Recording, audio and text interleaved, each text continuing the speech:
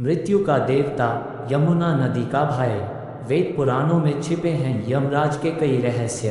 क्या आप जानते हैं कि मृत्यु के देवता यमराज यमुना नदी के भाई हैं? वेद पुराणों में उनके कई रहस्य छिपे हैं जो बहुत कम लोग जानते हैं। इस वीडियो में हम यमराज से जुड़ी अनसुनी कथाओं और गूढ़ रहस्यों का खुलासा करेंगे। पूरा सुने और अंत तक जुड़े रहें। गीता में शोक और मोह में जकड़े रथ के पीछे सिर झुकाकर बैठे अर्जुन को समझाते हुए श्री कृष्ण उसे जन्म और मृत्यु का अटल सत्य समझाते हैं।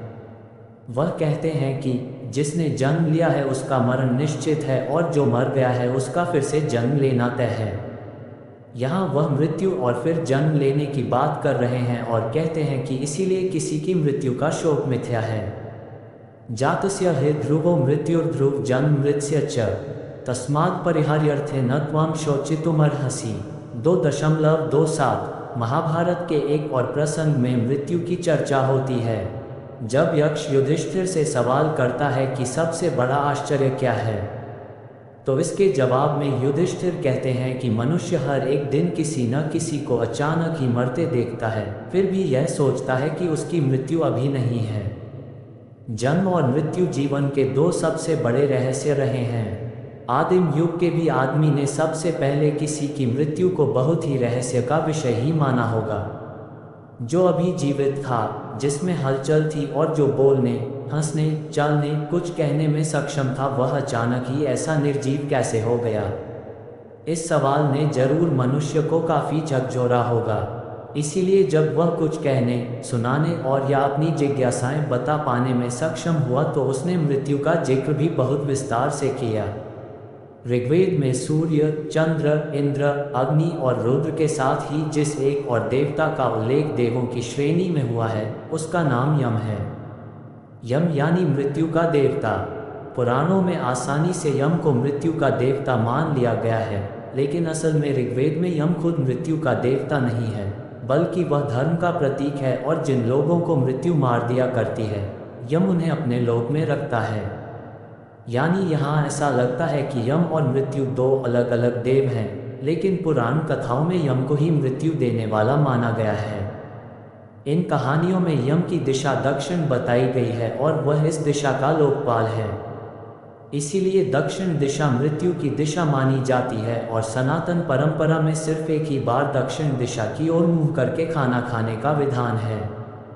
जब किसी के पिता की मृत्यु हो जाती है तो वह दाह, तर्पण, जल और पिंड इन सभी का दान दक्षिण दिशा में ही करता है। 13वीं हो जाने तक भोजन भी इसी दिशा में मुंह करके करता है। सामान्य दिनों में दक्षिण दिशा की ओर बैठकर भोजन करने का निषेध है, क्योंकि वह मृत्यु की दिशा है। ऋग्वेद में यम को विवस्वान यम कहा गया है। संभवतः इसी वजह से पुराणों में यम को सूर्यपुत्र कहा गया है। वेदों में विवस्वान सूर्य का ही एक नाम है। ऋग्वेद के दशम मंडल का 14वां सूक्य यम सूक्त है। इसमें यम की स्तुति करते हुए कहा गया है कि विवस्वान यम, तुम मृत आत्माओं को शमशान की भूमि में से निकालकर उन्हें उत्तम लोक प्रदान करने वाले हो। इसलिए तुम आओ और यज्ञ की इस हवि को ग्रहण करो। तुम इस लोक में शांति रखो और प्रकृति के नियम को बनाए रखो। परेवांसम प्रवतो महीर्नु बहुभ्यः पंथानुपस्पशानम वैवस्वतम संगमन जनाना यम राजान हविषा दुवस्य 1 यमो नो गातुन प्रथमो विवेद नैषा गव्युतिर्भर्तवाउ यत्रा न पूर्वे पित्र परेयुरेना जज्ञाना पथ्या अनुस्वाह 2 मातली कव्ययमो अंगिरोभिर्बृहस्पतिरिक्वभिर्वावृद्धनः भाव उत्तम पुण्य कर्मों को करने वालों को मृत्यु के बाद ठीक जगह पर ले जाने वाले और उनके कर्मों के अनुसार उन्हें शुभ स्थान देने वाले विवस्वान के पुत्र यम को हवि अर्पण कर उन्हें यज्ञ भाग दो। इनके पास सभी को जाना ही पड़ता है। यही एकमात्र हैं जिन्हें पाप पुण्य का ज्ञान है और यह धर्म को जानने वाले हैं। यम के मार्ग को कोई नहीं बदल सकता। जिस मार्ग पर हमारे पूर्वज पहले जा चुके हैं, उसी मार्ग पर हम सब अपने कर्म के अनुसार जाएंगे। यम को धर्म कहने का चलन भी इसीलिए हुआ क्योंकि यम अपने कर्तव्य में कभी नहीं दिखते हैं। जीवन का समय चक्र पूरा होने पर यम बिना भेदभाव के सभी के प्राण खींच लेते हैं।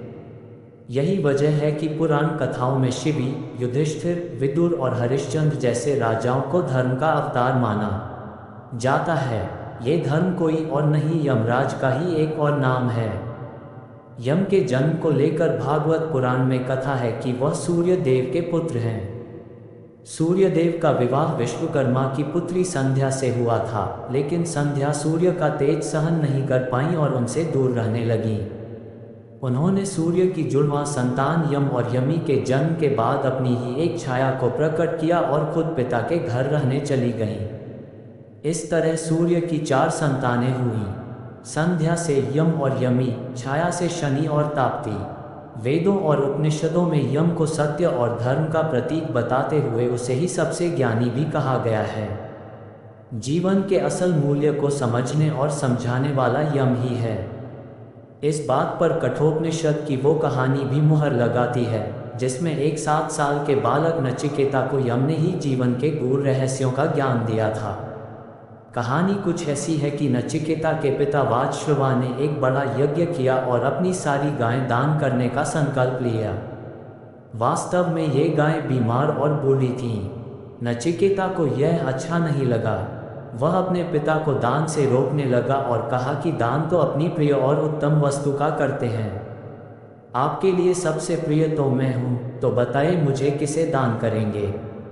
नचिकेता के बार बार इस तरह से सवाल करने पर वाजश्रवा गुस्सा गए और उन्होंने गुस्से में ही कह दिया कि जा, मैं तुझे यम को दान करता हूँ। नचिकेता ने अपने पिता की बात रखने के लिए यमलोक की यात्रा की। वहां पहुंचकर उसने यमराज को प्रसन्न किया और उनसे जीवन के मूल तत्व का ज्ञान प्राप्त किया। इस कथा में यम के भयंकर स्वरूप का वर्णन तो हुआ है, लेकिन उन्हें शांत चित्त वाला और ज्ञान के साथ रहस्यवाद का ज्ञाता भी बताया गया है। कठोपनिषद में लिखी नचिकेता की ये कहानी जीवन की जिज्ञासाओं को लेकर मनुष्य में पाई जाने वाली उलझनों को सुलझाने की पहली कोशिश है। ऋग्वेद के ही संवाद सूक्त में यम और उनकी बहन यमुना, यमी के बीच होने वाली बातचीत भी दर्ज है। ये संवाद सूक्त भारतीय व्यवस्था में परिवार के मूल्यों को बताता है और इसके साथ ही भाई बहन के बीच रिश्तों की जो पवित्रता होती है उसे अंडरलाइन भी करता है। ऋग्वेद में यम यमी की इस कथा को लेकर वेद पंडितों में कई तरह के विरोधाभास भी हैं। असल में एक बार यमराज यमी के घर जाते हैं। यमी और यम के पिता विवस्वान ही हैं, लेकिन अपने भाई से हमेशा अलग रही यमी उन्हें प्रेमी मान लेती है। जब यम यमी के घर पहुंचते हैं तो वह उनसे अपने प्रेम का प्रस्ताव रखती है। तब यम उसे बताते हैं कि हम एक ही पिता और एक ही माँ की संतानें हैं। तुम्हारी माता संध्या ही मेरी भी माता हैं, इसलिए आप मुझसे प्रेम का प्रस्ताव मत रखिए। यम की बात सुनकर यमी को बहुत निराशा होती है और वह पश्चाताप करने लगती हैं। ऋग्वेद में यम के इस निर्णय को बहुत ही महानता के साथ देखा गया है और यही कहानी भाई बहन के बीच संबंधों की मर्यादा का उदाहरण भी बनती है। ओ चित्स्खायम सख्या ववृत्या तिरः पुरु चिद्रनव जगन्वान पितुर्नपातमा दधीत वेधा अधिक शमी प्रतर्दिध्यानः वन न ते सखा सख्यम वष्टे तत्सलक्ष्मा यद्विश्वरूपा भवाति महस्पुत्रासो असुरस्य वीरा दिवो धर्तार उर्वया परीख्यान् उशंति घाते अमृतास एते कस्य चित्यजसम मर्त्यस्य नीते मनो मनसी धायस्मे जन्युः पतिस्तन्व एकमा विविश्या न यत्पुरा चक्रमा कद्ध नूनमृता वदन्तो अनृतरपेन गंधर्वो अपस्वप्या च योषासा नो नाभिः परमं जामि तन्नो। यम और यमी की एक कहानी का वर्णन विष्णु पुराण, कूर्म पुराण और मार्कंडेय पुराण में अलग अलग घटनाओं के संदर्भ में हुआ है। विष्णु पुराण के मुताबिक यम एक दिन अपनी बहन यमी के घर पहुँचे। भागवत कथा के अनुसार जिसके दरवाजे यम यानी मृत्यु खुद पहुँच जाएं तो वो कहाँ खुश होता है, लेकिन इसके उलट यमी अपने भाई को देखकर बहुत प्रसन्न हुई। यमी ने यम को बहुत आदर से आसन दिया, उसे पकवान बनाकर खिलाए और उसे भोजन आदि से बहुत संतुष्ट किया। पहली बार अपनी ऐसी आवभगत देखकर यम बहुत प्रसन्न हुए और यमी से वर मांगने के लिए कहा। यमी ने अपने लिए कुछ नहीं मांगा बल्कि कहा कि जो भी बहन आज के दिन अपने भाई को इस तरह भोजन कराए उसका अपने घर में स्वागत करे, उसे काल का डर कभी न लगे। यम ने भी कहा, जो भी भाई आज के दिन अपनी बहन के घर जाकर उसे आदर सत्कार देंगे और उसका ख्याल रखेंगे, उन्हें अकाल मृत्यु का भय नहीं लगेगा।